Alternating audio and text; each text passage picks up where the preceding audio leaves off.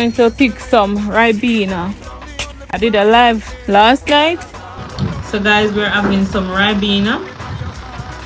Yeah, made by me, some Ribena juice. Yeah man, the tree run a back. Respect. Ribena juice from this Ribena tree here, people. See the fruits them well ripe. Yeah, so it tastes just like sorrel.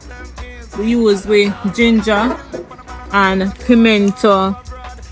Right, we draw it just like how you draw sorrel, people. So I'm going to pick one and show you. So these are the Ribena. I'm gonna eat one, show you people.